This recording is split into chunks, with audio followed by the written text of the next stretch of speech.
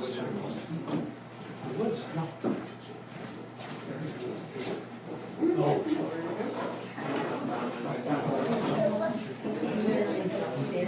to go? And we're ready to go. Wonderful. Well, hello everyone. Good evening here, both in person at our LEMS in headquarters here at RARE. And welcome everyone watching us on Zoom tonight as well. So this night marks the first Conversation for Conservation presentation of 2023. And today we're here literally for the birds, and we're going to learn how Wild Ontario protects the big birds of Southern Ontario. But before I introduce our special guests here, I would like to acknowledge the people who have lived on the lands on which we stand and who still live here today. The RARE Charitable Research Reserve stewards over 1,200 acres of land, but we are not the first to do so. Most of the land currently in our care is located on the Haldimand Tract, which spans 6 miles on either side of the Grand River and is the territory of the Onquehoneh people of the Six Nations of the Grand River. It is also territory of the Anishinaabe peoples of the Mississaugas of the Credit First Nation. And in addition to these lands we're on here today, we also steward land at the border of the Upper Canada Treaty Number 3 and Treaty 19 from 1818, which is also the territory of the Anishinaabe peoples of the Mississaugas of the Credit First Nation. We honor and respect the sovereignty of these First Nations and their ancestors, and the lands we steward are home to many other First Nations, Métis and Inuit, who have moved from to this area from across Turtle Island. And as a settler-founded and led organization, we make this land acknowledgement in admission of the cultural and historical harm that was inflicted by settlers on Indigenous peoples and has led to generational trauma and systemic injustices that persist to this day, including the dispossession of land. And we acknowledge that the lands we live on, work on, and derive benefit from today were taken away from the original stewards, and it is our goal to restore that connection and to work towards building ethical, reciprocal relationships with the local First Nations of the lands where we are on here today. And we also commit as an organization and as individuals to learning about and acting on our responsibilities as settlers of these lands, and unlearning our own cultural and historical biases that contributed and continue to contribute to making these systemic injustices possible in what we now call Canada. So thank you for gathering here today, and I think it is time to introduce our special guests for this presentation. And welcome Sally Cheung, our education coordinator from Wild Ontario here today, and her lovely team, who I'm sure you will all introduce later as well. So thank you for coming out here tonight as our special guests. So Wild Ontario is a part of the Department of Integrative Biology at the University of Guelph, and they're teaching about science and nature both on campus and in larger community. And they care for wild birds, particularly birds of prey who have been injured, providing a home and a purpose for those birds who unfortunately cannot go back into the wild. And they also provide an up-close learning experience about nature and making sure we can all learn more about these beautiful creatures and their need for protection. So we are delighted to welcome you here today, and welcome Sally for giving this presentation and leading us through the event here tonight. So everybody, if you give a gentle round of applause, I think we have everyone motivated to get started. Thank you. Thank you.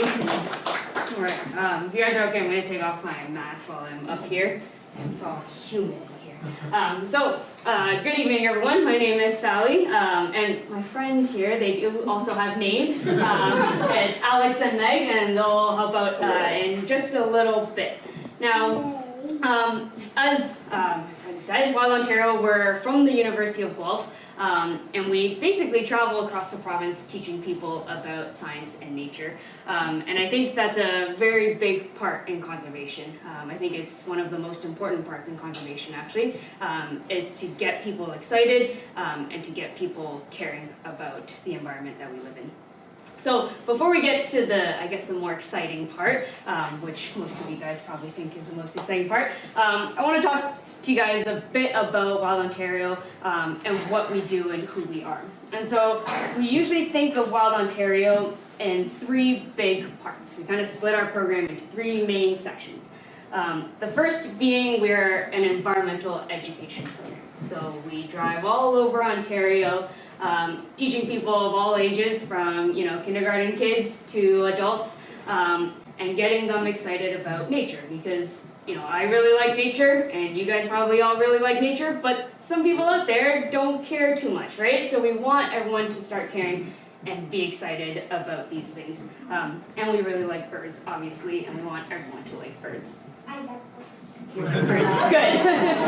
I also like birds too. See, you also like dinosaurs. That's awesome. And the second chunk of what we are is we're a volunteer program for students at the University of Guelph. So we wouldn't be where we are today without our volunteers, including these two lovely individuals. So these guys, they're on board, and they go through a pretty intensive training program, almost 4 months of just training. How to do bird stuff, how to do animal training, and how to teach people about nature and learning all about birds. I started as a volunteer myself, and when I started, I knew nothing about birds. I knew robins and maybe geese, and that big bird is maybe a hawk, and that's about it.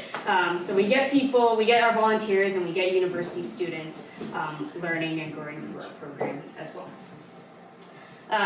And then the third part of what we are is probably what most people are here to see is the birds.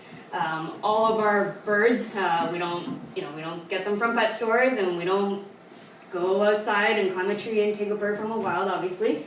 All of the birds that we do have are what we call non-releasable birds. And that basically just means that they can't survive on their own anymore out in the wild. And so they come to us through a rehab process. We get contacted if we have space to provide a home for this bird who now kind of has a new job. And we'll talk a little bit about that in a bit. Now, our program didn't start out like this. We weren't immediately starting, and we're 3 aspects. We started off, well, I wasn't even alive yet, but way back, Dr. Bruce Hunter, he was a vet at the Ontario Vet College at the University of Guelph. And he was working with, cows and horses and pigs and dogs and cats, but he saw that there's a gap. There was nobody out there helping birds. And so he created the Wild Bird Clinic. And that's kind of where we all started. The Wild Bird Clinic took in injured and sick wildlife, specifically birds, not just raptors like a snowy owl, but songbirds as well. And he fixed them up and released them back into the wild. But one day, a turkey vulture, a very special turkey vulture, was admitted to the Wild Bird Clinic. His name is Socrates, but obviously when he was admitted, he didn't have a name yet. He was like turkey vulture client number 300 or something. But Sock, that's his nickname, Sock, he was admitted with a broken wing. And it was so broken, it was basically twisted 90 degrees. I guess it's actually this wing.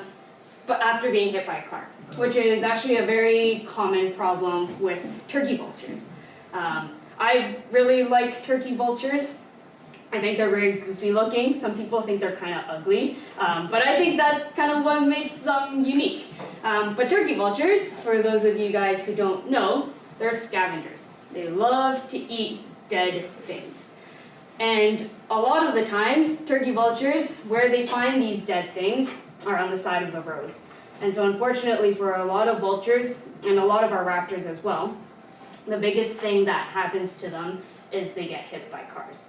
A turkey vulture, when it sees a dead carcass, like a dead raccoon, that's a big old delicious meal for a turkey vulture.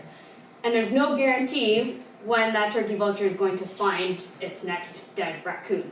And so when a turkey vulture finds a food, it's going to gorge. It's going to eat as much of that food as possible, which makes them very, very slow and very heavy when a car comes by.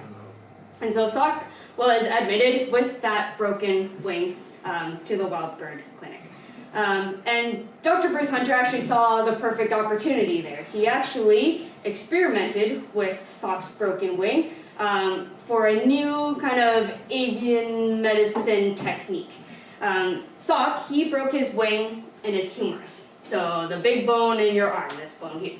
And with birds, their big bones are completely hollow, so it's like a straw. So their femur is hollow, their humerus is hollow. And Socrates had a clean break. So imagine a straw and you just snip it in half. Now, in order to fix a broken bone like that, it's very difficult to attach a surgical plate, which is what we would normally do if you broke your arm or if you broke your leg. And you can't really put a cast on it either. And so what they did is they actually tested a new technique. They filled the bone solid with cement, which is actually something they do to this day, which is kind of cool. Sock has not only done a lot of teaching, spoiler, but he also kind of did a new technique and a new experiment, which is kind of cool. So they filled this bone with cement, and now that this bone is solid, they can attach a surgical plate like you normally would. If you tried to attach a metal plate like this onto a hollow bone, that bone is likely to fracture even more, which makes it obviously more difficult for that wing to heal. And so now that the bone is solid, they could attach this plate, and ideally the body does the rest. The muscles heal over, the bones heal over. But unfortunately that surgery wasn't completely successful, but I think they did some modifications and now they still use this technique. But unfortunately for Sock, that means that his left wing was amputated. And so he had one wing. And a one-wing vulture is a worse flyer than a two-wing vulture. So Sock, he was left with one wing. He wasn't a great flyer. He couldn't actually fly at all. And so Dr. Bruce Hunter, again, saw a gap. He said, hey, this turkey vulture, this creature that not a lot of people like and maybe people think are ugly or gross because they eat dead things, he can use Sock as an educator. And so they traveled to schools. This is not something we would do today. We would not just let a turkey vulture walk around. But Dr. Bruce Hunter, he went around to local schools and camps with Socrates. And Sock waddled around and picked at shoelaces and picked at boots, teaching about turkey vultures and teaching about our impact on the environment. And that's kind of where we all started. He made this wild bird clinic education program. And the program started to grow. Dr. Bruce got a few more birds, including Einstein, who is still with us today, after 28 years now, which is quite a long time. She's turning 29, that's crazy to think. She was an orphaned owl, and so she also became an educator, traveling across to schools with Dr. Bruce Hunter and Sock. Unfortunately, the university kind of ran out of money and wanted to shut the wild bird clinic down, which sucks, but a keen group of volunteers saw the worth and the value in that education program. And so they took charge of that education program. This is Einstein. And went through a few different processes of rebuilding and rebranding. One of which was calling the program the Wildlife Environmental Education Program, which spells out WEEP, which is not a great name. Hindsight is 2020. But this small group of volunteers took over this education program because it was so important to continue teaching people about nature. And after many years, in 2010 we relaunched as Wild Ontario, and now we're part of the university under the Department of Integrative Biology, where we feel right at home. And the education program has grown a ton. So we do a bunch of programs, including things on campus. So this is right on the campus of University of Guelph. We do a yearly, we call it Cannon Day. So I don't know if you guys know the University of Guelph, but there's a cannon right in the middle of campus. And so every year we set up there and we get to teach people and our volunteers, fellow students, about birds, which is awesome. We go to schools, lots and lots of schools. We go to museums, we go to Girl Guide groups, we go to lots of parks. I don't know if I'm covering some of you guys.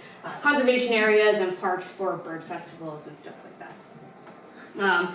And now, our current mission, just like Dr. Bruce's Hunter, his main mission, these are lots of words, but basically we want people to get excited about nature.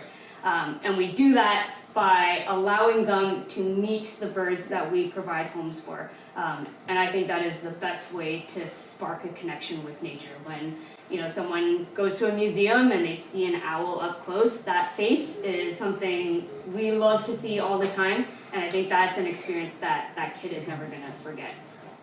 And so we can kind of break up how we do this mission in our three aspects. In our environmental education program, we provide a face-to-face connection, right? When a kid gets to stand right up close to a great horned owl, that's crazy. I never got to do that as a kid. I would have loved to. I think I would have been even more of a bird nerd if that happened to me when I was a kid. But something like an opportunity to look at a bird, look at a raptor up close, I think that is an immediate way for a kid to get excited. Because not only is that bird right there in front of you, but that bird has cousins that is living all around your backyards in your local parks, and I think that gets people thinking as well. Birds are a great way to talk about biology and ecology, so when we go to schools, I think bringing the birds is an awesome tool to teach kids about, biodiversity, instead of sitting in a classroom, which, it's kind of boring sometimes. I was never a school kid, you guys agree? But imagine if you go to school and you get raptors coming to your school, right? I think that's an awesome way, and that's gets kids excited about learning about science and learning about biological concepts and ecological processes as well. And the birds that all come to us have their own stories, right? They all either have an injury or something happened to them in the wild.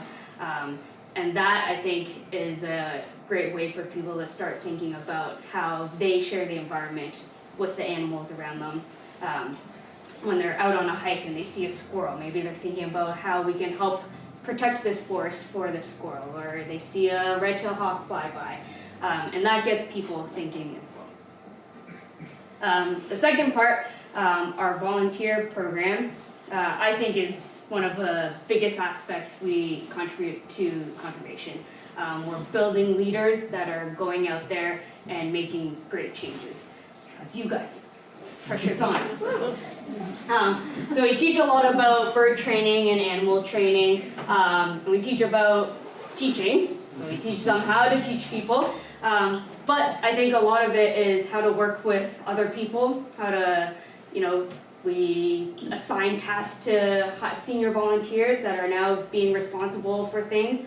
And all of those skills that we teach over the 4 months of their initial training process and through the 2 years or 3 years that they stay with the program, they're constantly learning and they're constantly growing.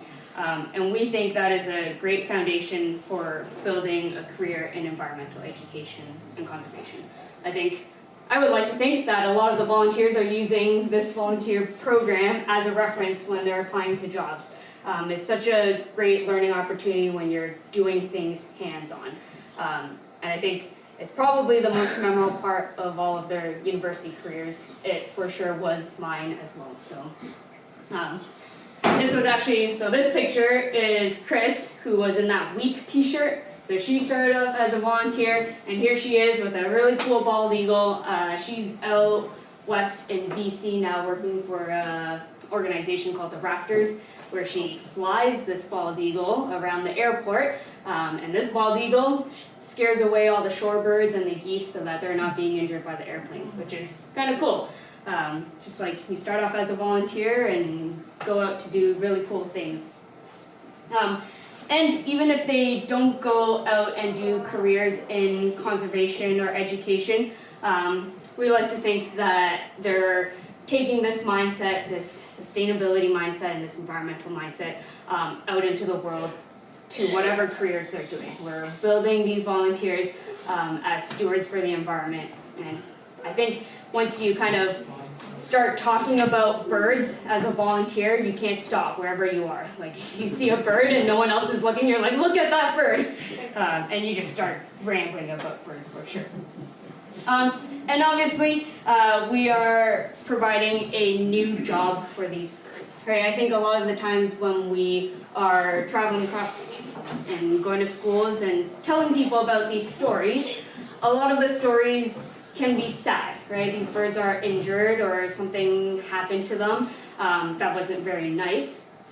But I like to think that the birds kind of have a new purpose, right? Most of them were out there doing rodent population control, right? They're keeping the rodent population stable. But now all they have to do is stand there, look pretty, and they get fed. And I think that's a pretty nice job. And by doing that, they are providing these awesome connections for kids and adults for these birds that are right in our backyards. Cool, so that's a little bit about what we do at Wild Ontario. But obviously, I think most of you guys are here for our special guest, which isn't Alex or Meg or myself. So I'm actually going to close this so that the birds feel a bit more comfortable. I shut this off.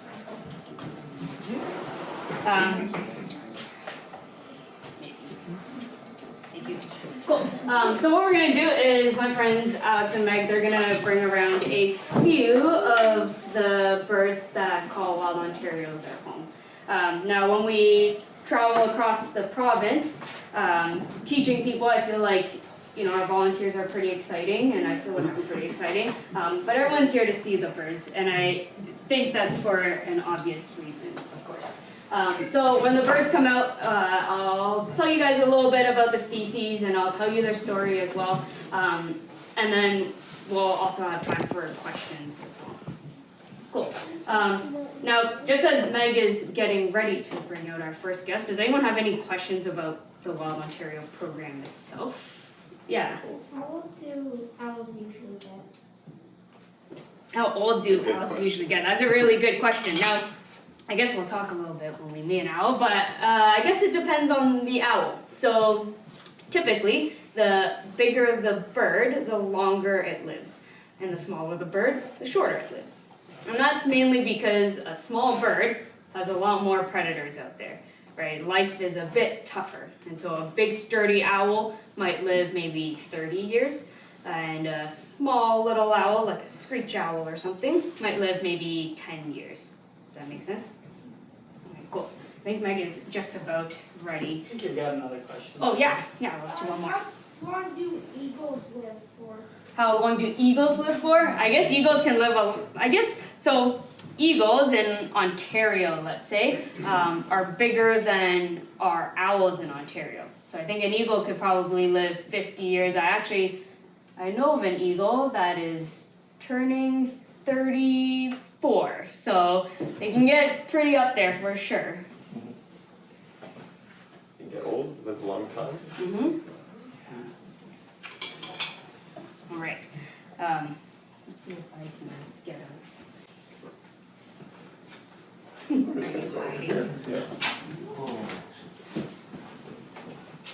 and you guys can tell us kind of like where to move for the people online as well. I know there's a bunch of audiences.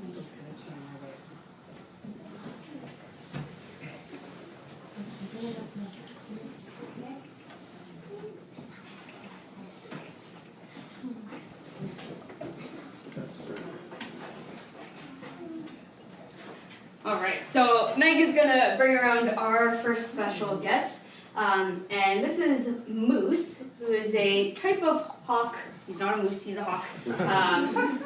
Called a broad-winged hawk. Were you guys gonna guess that? You guys are looking at me.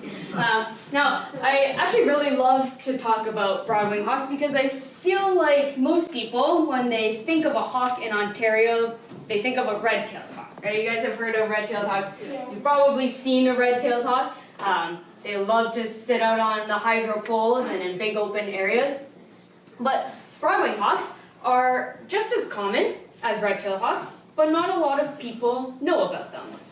And that's because they live kind of a secret lifestyle. And they're a little bit more, I guess, private here in Ontario. In Ontario, instead of living in big open areas like farm fields and marshes, like their bigger cousin the redtail, these guys, they love to be tucked away in our denser boreal forests.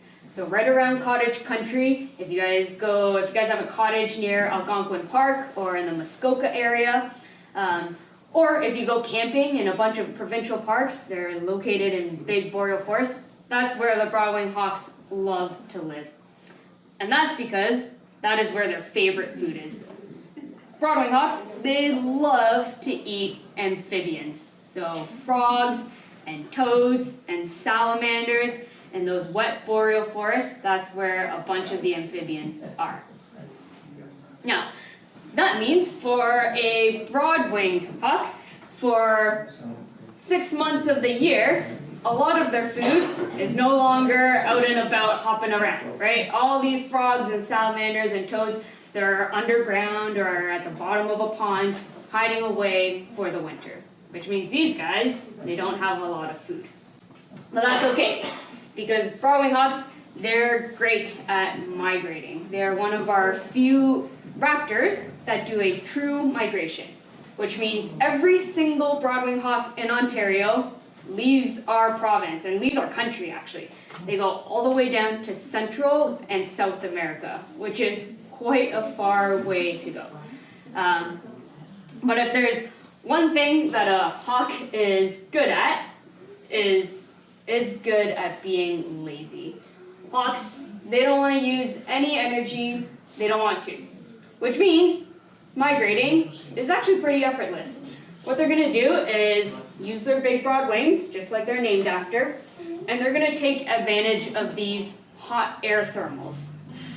Which you can't really see it, but I envision them as invisible elevators. So on a bright sunny day, and the sun is beating down and it's heating up our parking lots and our big open fields, that heat is going to eventually rise, right? Just like a hot air balloon, that's how a hot air balloon works.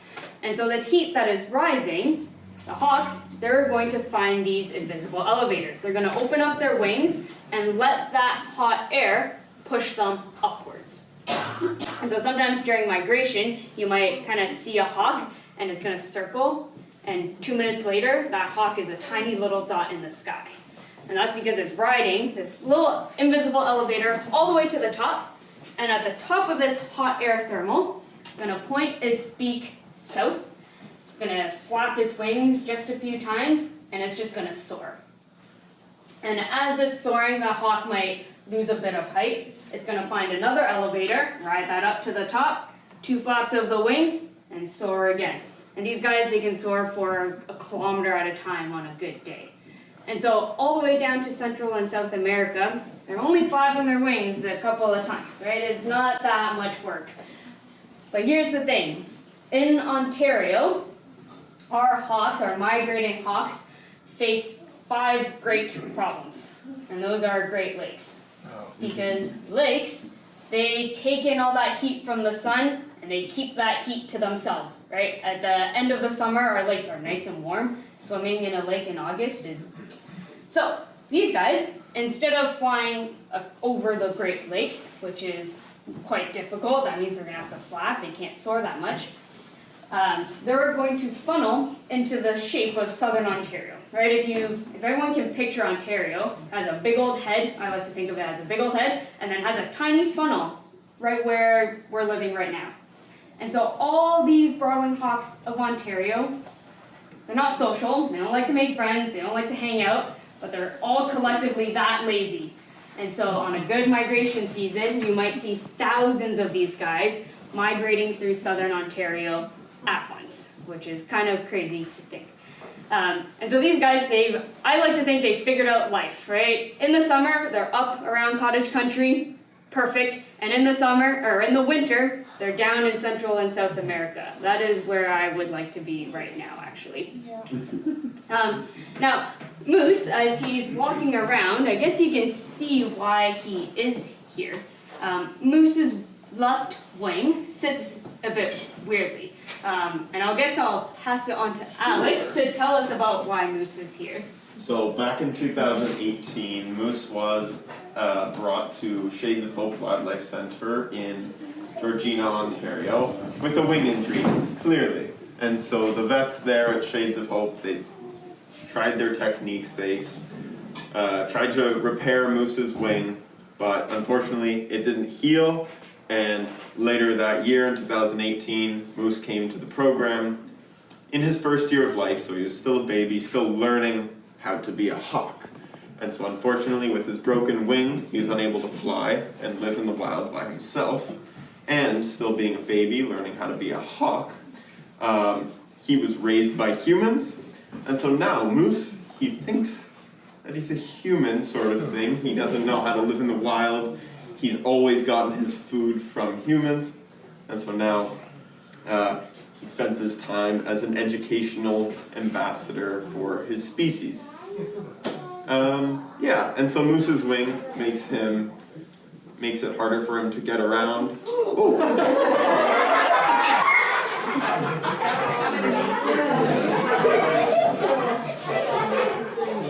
Yeah. Also what makes him a great flyer.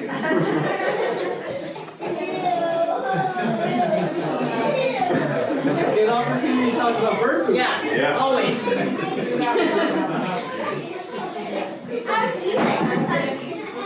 Sorry, none of the cameras caught that. For those on Zoom, Moose just pooped in the back of the room. You guys are in splash zone back there.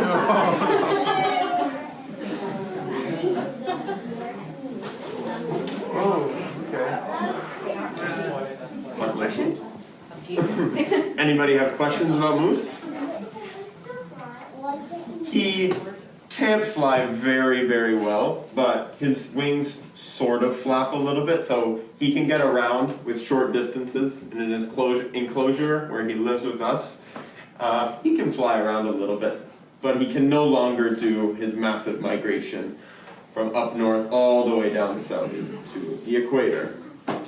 So no, he can't fly very well. Any other questions about Moose? Moose is my favorite bird at the program, I believe, so we have a special guest. What are you feeding him? So what we have today is bits of chicken and also a little bit of rat. Yeah, so we tried to feed them a special diet, or the diet that they would have in the wild, which is a whole animal diet. We only take away their digestive systems of the food that we give them. Yeah. It's nice that Moose roused for us because that shaking of his feathers mean that he's a little calm and comfortable. He's not too spooked out by people in the room or in a tight room.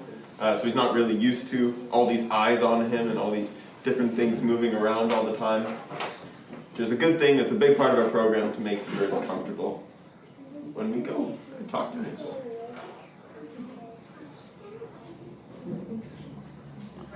Any other questions about Moose? Or broad-winged hawks? I have a question. Yeah. When they come back in the spring, do they come back to the same location? Yeah, so when they come back, so they fly and then they come back in the spring, do they come back to the same location? Typically, yeah. I feel like a lot of people, when they talk about birds, they talk about birds mating for life. I feel like that's like a nice, sweet thing for people to think about. But here's the thing. They're really mating for life. They're choosing the same partner because they're going back to the same place. So they go back to the forest where they were successful one year. There were tons of frogs and toads and big fat frogs. And so he's like, okay, this is the forest that I want to be in. And so he's going to defend that territory. And maybe a female that year also finds this forest to be nice and lovely and a production of big fat toads and frogs. And she says, this is the forest that I want to be in. And so they find each other and they mate and they make babies. But when they migrate in the winter, they don't really care about each other. And then they migrate back in the summer, they go back to the same forest and they say, oh, it's you again. And then the cycle continues. But if a young male individual comes and finds this forest and says this is a good forest, and it can outcompete and it can maybe chase away broadwing hawk that's maybe getting a bit older and maybe it's not as successful hunting, then that broadwing hawk, the older one that used to mate with this female, is going to get kicked out, and this female broadwing hawk probably doesn't care, right? This new young male is hunting these big fat frogs and providing for her young, and so they don't really care if they're gonna, have a new mate one year. Yeah. How old can broad-winged hawks live? Yeah, how old can broad-winged hawks live? So broad-winged hawks, I like to think of as medium-sized hawks. So there's smaller hawks out there and there's bigger hawks out there. For a broad-winged hawk, they could probably out in the wild live maybe to around 10 years old if they're lucky. But what happens when birds move into human care is we can almost double or even triple their lifespan. And that's just because life out there in the wild is tough, right? You're hunting for your own food, you have to defend a territory, right? You have to defend your home. And so when they're in our care, we're feeding them every day, we're making sure they get the best nutrition, and we are making sure that they're in tip-top health every day. So we do health checks on the birds every day as well. Yeah. How old is Moose? Oh, how old is Moose? Moose is 4 this year, I believe. Or turning, 4 right now, turning 5 this year. Yeah. Yeah, do they both take care of the chicks? Yeah, so typically in raptor pairs, yes. So for raptors, we always, a lot of times people ask if it's a male or a female, and there's only really one big indication: the females are bigger. And so that means when they are mating and taking care of chicks, they're not competing against each other. So a bigger female can hunt for bigger prey, and a smaller male can hunt for smaller prey, and they can collectively feed their young together. Alright, so they are special. I know it's hard to hide Einstein. He's so big and so cool. So we'll thank Moose. Moose did an excellent job. Good job, Moose. But Aleks here is with Einstein, who is that white fluffy little chick in that picture. And then here she is 28 years later. Now, Einstein is a great horned owl, and I feel like every time I say this is my favorite bird, but I'm like, you can't pick. Great horned owls, I really, really love them. And that's because I think a lot of people like owls, right? They're cool, they're mysterious, they have crazy looking feathers, and you rarely get to see them out in the wild. And so I think people really, really like owls. And amongst all the owls, I really like great horned owls because they're actually probably the most common owl here in Ontario, which is kind of crazy to think because they're also one of our biggest Ontario owls as well. But that's mostly thanks to the way they've adapted to urban environments. Great horned owls watch and stare together.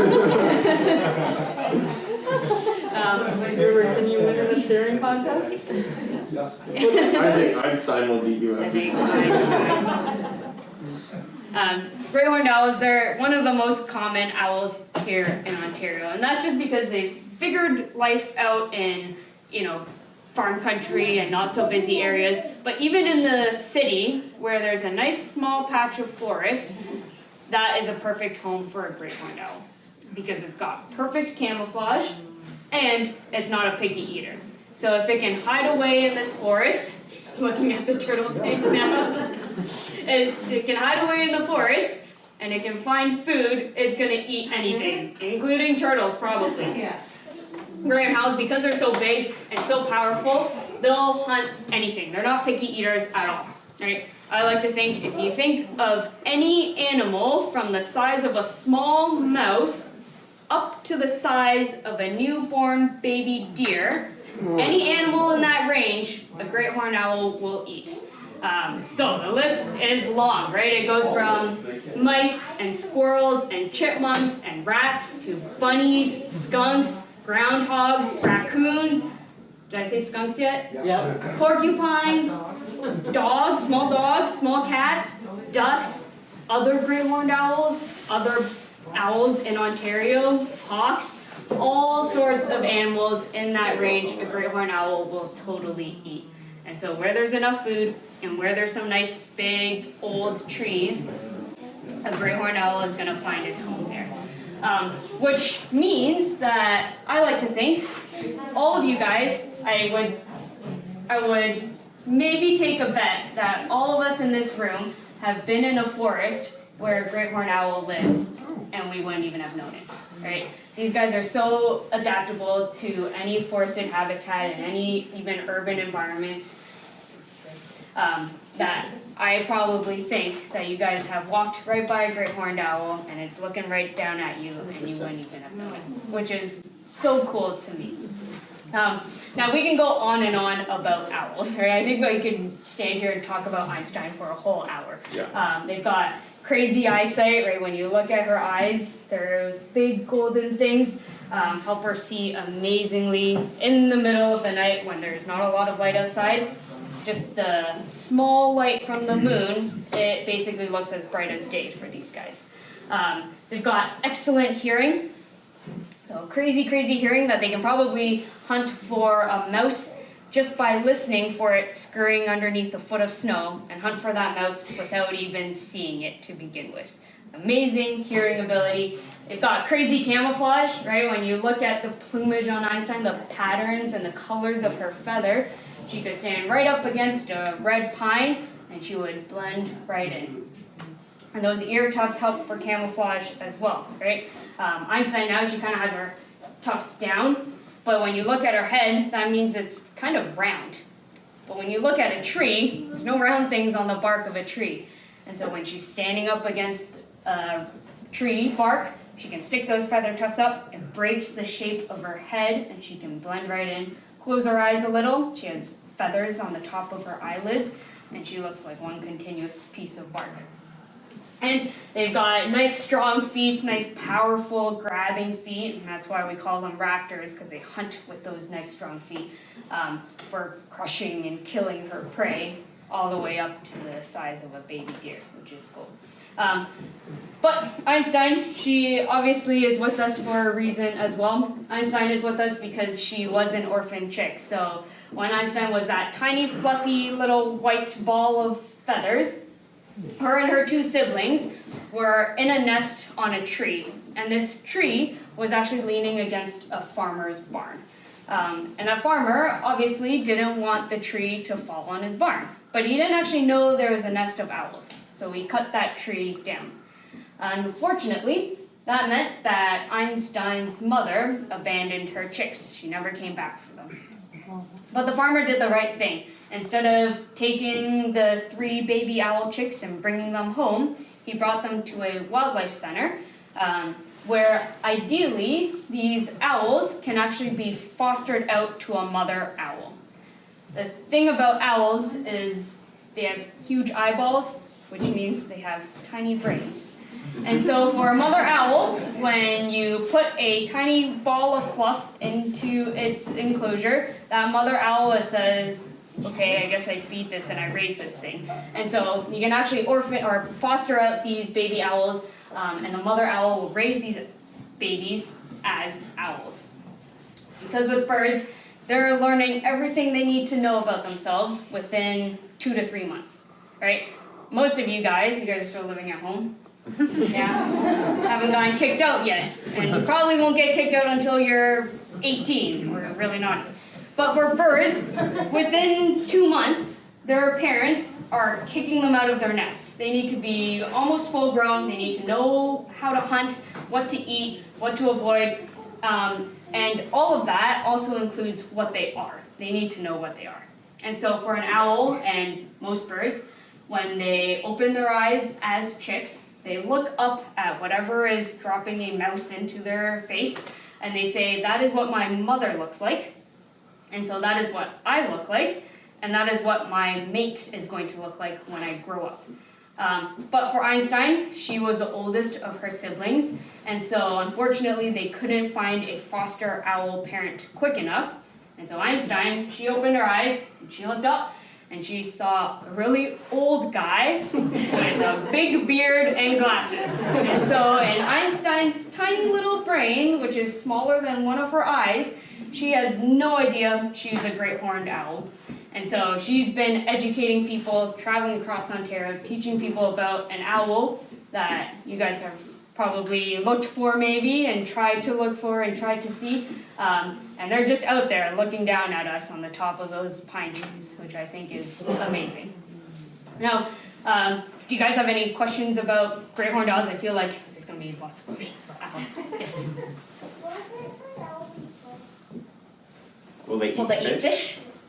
Yeah, probably. Most owls and most raptors, I guess, don't really like to hunt for fish.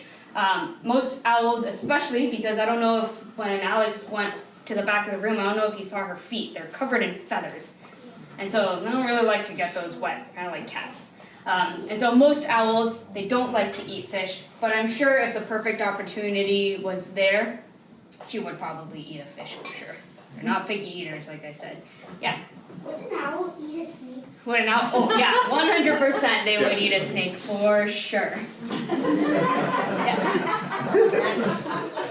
Can they see in the daytime? They can. Yeah, that's a great question. Does an owl see in the daytime?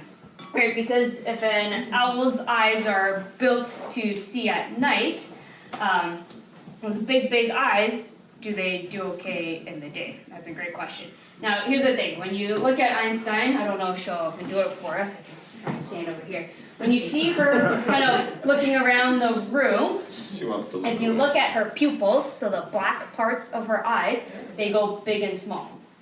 Yeah, so if she's looking underneath the couch where it's really dark, she might open her pupils and that lets in more light. But if she looks, at the ceiling where it's really bright, she might close her pupils so that lets in less light. And so during the day, her pupils are just going to be really small and she can still see perfectly just like us. Yeah. Is there usually a minimum height that their nest has to be off the ground for it to be viable? That's a great question. Is there a minimal height for the nest to be viable? Now, great horned owls, it's kind of weird because they don't make their own nests. So these guys, they nest early because they're using other birds' nests. And they have to get their babies out before the birds come back. And so great horned owls especially, they'll use old crow nests or red-tailed hawk nests or raven nests. I think sometimes even heron nests, so any big stick nest. And so I think for most of the birds' nests that they're using, it's typically higher up. Because these birds have land predators that could eat their chicks, so coyotes and even raccoons actually. So it's usually high up in a tree. I don't think there's a specific height that they're looking for though. Yeah, I have a question up here. It's a good shirt, by the way. What's your question? It's your turn. How old is Einstein? Well, Einstein, actually, I'm going to give a secret away. She's older than me. She's 28 years old. She's an old lady for sure. Yeah, older than our volunteers too, I think. Older than you, I think. Yeah. How do they camouflage when they're babies? How do they camouflage when they're babies? That's a great question as well. Now, I think for a baby, if you're a tiny ball of white fluff, I think camouflage is pretty difficult. And the thing is with being a baby as a baby bird, life is tough, right? Tougher than even when you're an adult. Because you're a ball of fluff, you don't have your flight feathers, your wing feathers yet, so you can't really fly away. And so you're kind of a helpless little thing that waddles around in the nest. So there's not much camouflaging, I don't think. I think most of it is the mother or the father owl or bird trying to protect these guys from predators because they are a big ball of white fluff that just sticks out in the open. Yeah. Einstein looks pretty heavy. How much does he weigh? Oh, that's a great question. Now, Einstein, she's a pretty big bird. She's a big, hefty bird. And I kind of always like to play a game. How much do you guys think Einstein weighs? 5 pounds. It's also a question about how strong do you think Alex? How much do you think Alex can lift / how heavy is Einstein? Do you have a guess? Do you want to guess how much Einstein weighs? What do you think? 25 25 pounds. pounds? Pounds. Okay, that's a good guess. Anybody else have another guess? Yeah, in the back. 7.9 pounds. 7.9 pounds. That's very exact. I like that. 7.9. Nothing, no heavier, no lighter. Do you have a guess? 10 kilograms. 10 kilograms. That's like 22-ish pounds. Okay, let's do one more guess. 4 pounds. 4 pounds? That's pretty close. So Einstein, we actually weigh them every day, and she weighed in about 3.5 pounds today. So she's really big and she looks hefty. But if you look at Einstein and you look at her body, she's like this big, right? When you look at her, she's about this big. But a lot of it is just feathers. And so her body itself is only about that big. And they have a really long neck.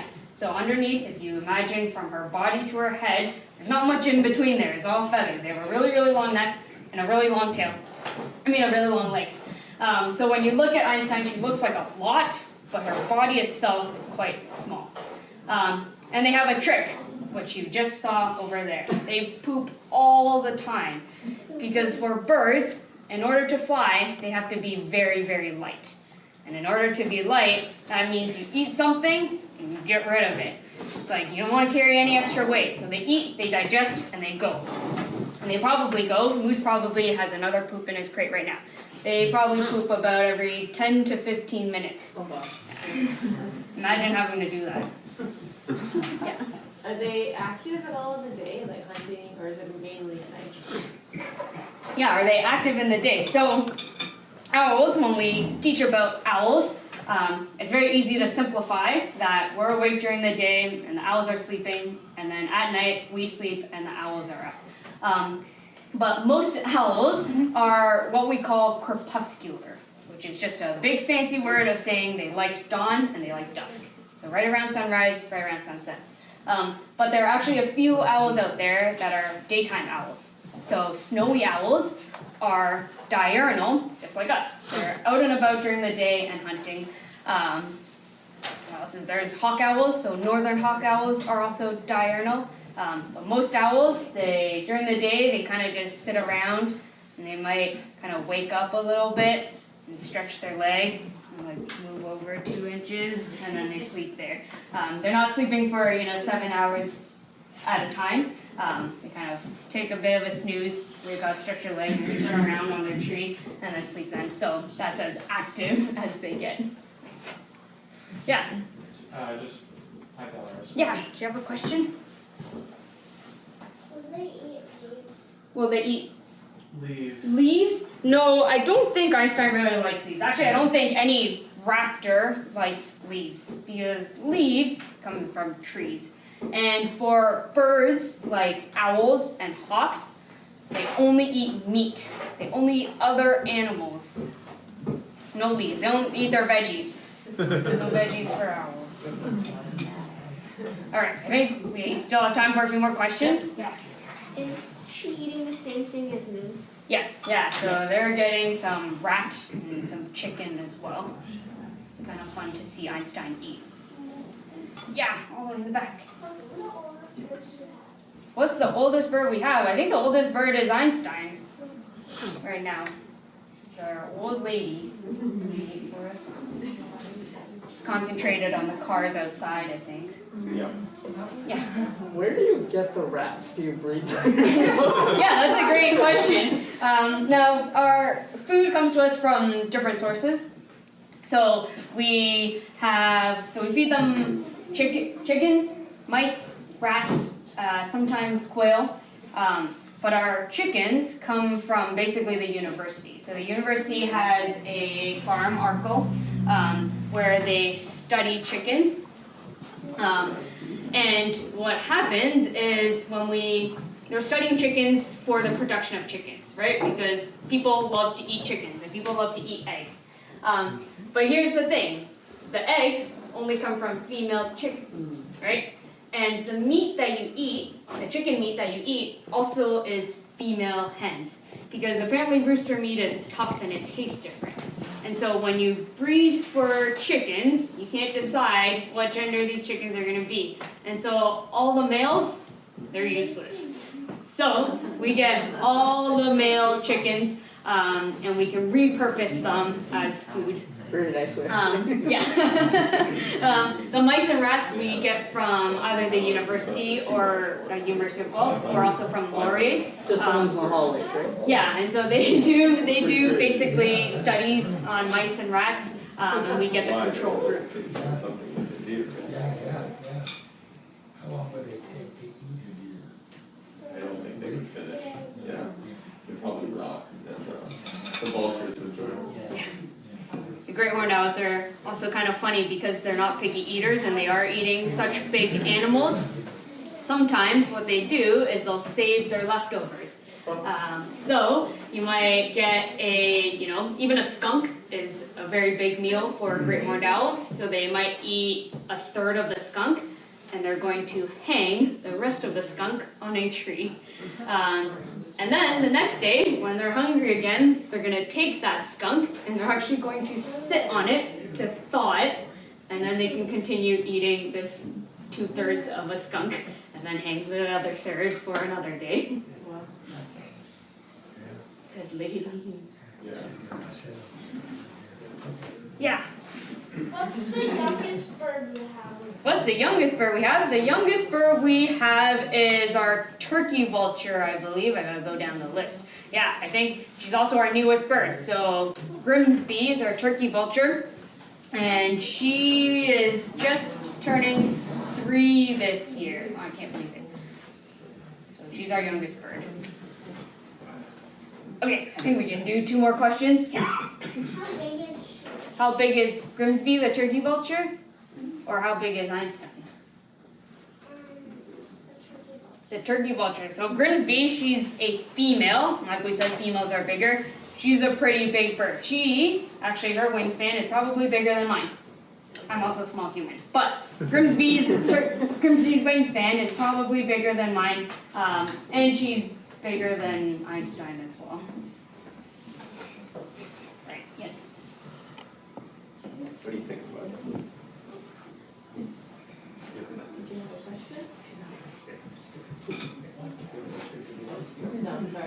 That's alright.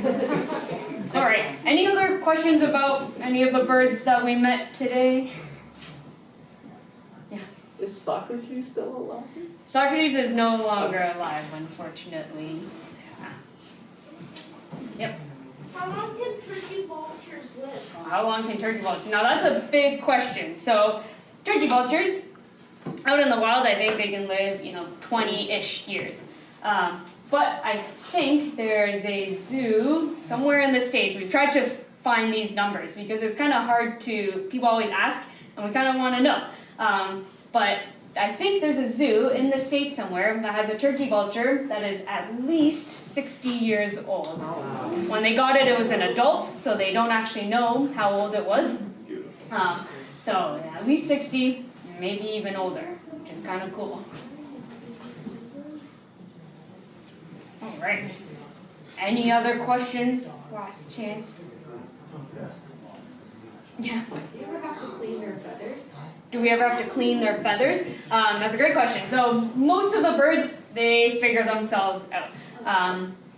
Raptors, so our hawks and owls and falcons and vultures, I guess, they're not very social birds. So they kind of like to be on their own. So they kind of do everything on their own, which includes cleaning their feathers. And so their beaks, they'll, preen out their feathers, that's what we call it, and they figure themselves out. Some of the birds that do have a wing injury, when they grow in new feathers, they have to preen out the sheath of the feather, that's what it grows in. And so sometimes when they do have an injured wing, it can be a little bit uncomfortable for them to reach their feathers on the injured wing. And so that's when we kind of have to help preen them out. But most of the other birds do pretty well cleaning, keeping themselves nice and tidy, which is good. All right, one more question in the back.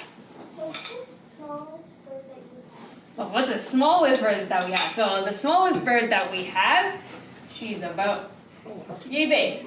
And she's a northern saw-whet owl. Her name is Atwood. And saw-whet owls, they are our smallest owls that live right here in Ontario. And I think of them as the size of a juice box. Like the juice box that you take to school, that's their size. And they weigh about like a pack of cards. There's not much to her. She's a tiny little bird. But I love talking about little birds because they're small and mighty, like me. These guys, they're out there, they're still out there in the forest hunting for mice and hunting for other birds and insects, which is really cool. Did you think of your question? Yeah, what is it? Is Einstein our... The last bird. The last bird, yeah, we only brought 2 today. Yes. She's so cute when she eats.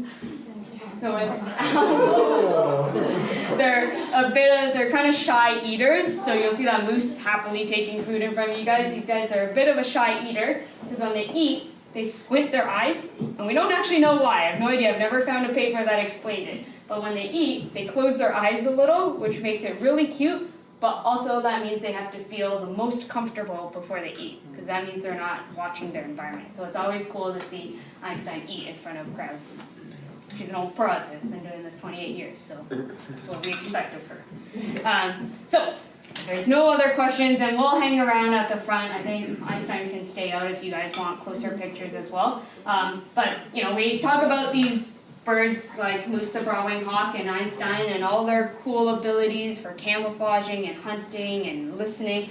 But I think my favorite thing about all the birds that we have is not, how fast they can fly or how well they can see, is that they share their homes with us here in Ontario and here in our local parks, which I think is amazing, because I think that pushes me to go outside and look for these birds and take care of the forests that they live in and take care of the environments that they call home, which is really cool. So I encourage you guys to, next time you're out on a hike or even just on a walk in your neighborhood, keep your eyes looking for raptors in the sky, because they're out there for sure. So thank you guys for all your amazing questions, and we'll stick around at the front if you guys do have more.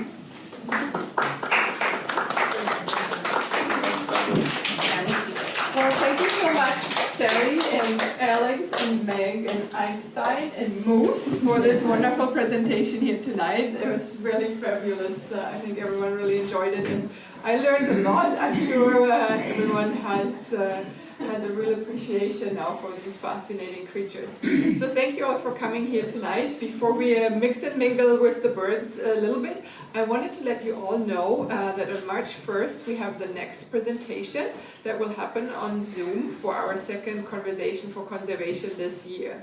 So Dr. Barry McFarlane will be returning to talk about their recent expedition into remote areas of northern Ontario in a canoe to gather data and photographs of different northern bird species.